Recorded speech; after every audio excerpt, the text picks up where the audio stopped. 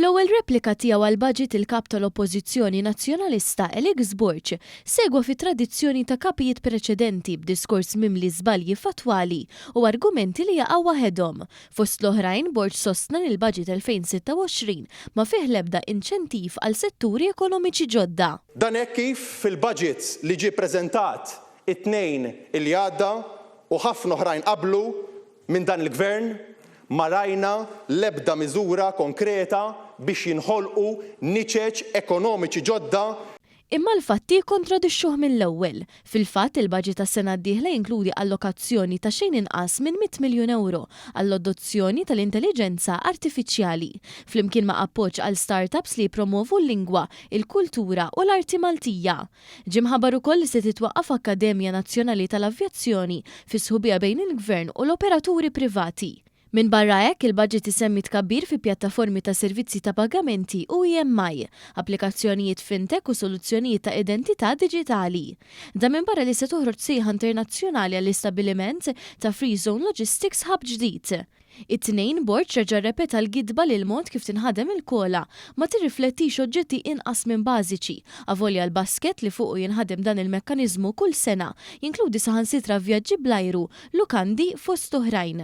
U qal li l-ekonomija Maltija hi inġusta għax skontu ftit jaffordjaw li jsifru darba fis-sena. Iżda ċifri uffiċjali tal-NSO jgħidu mod ieħor.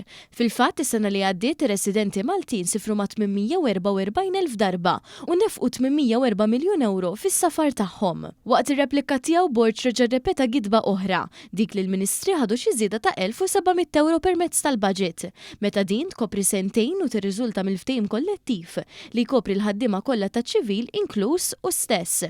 U wara li kien iddikjara li se jċedi din iż-żieda issa it-tnejn fil-Parlament ma raġax semmija. 30 wara li tilef it-tieni opportunità li jippreżenta l-proposti tiegħu fil-konsultazzjoni dwar il-Viżjoni Malta 2050, Alex Borch ukoll iddikjara li l-Gvern m'għandux pjan għall-futur. Ninsabu f'sitwazzjoni fejn viżjoni u pjan ċar għall-futur ta' wliedna m'għandniex. Dan anke jekk fl-aħħar xhur il-Gvern wettaq l-akbar konsultazzjoni fl-istorja fuq il-Viżjoni Malta 2050 u rċieva aktar minn 2000 risposta li f'dik tal-Partit Nazzjonalista.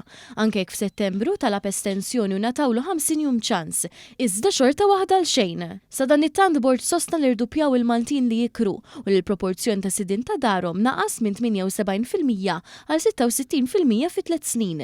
Iċ-ċifri uffiċjali igidbuh meta l-ammont ta' Maltin ta' sidin ta' darhom tela minn 81% għal 82%.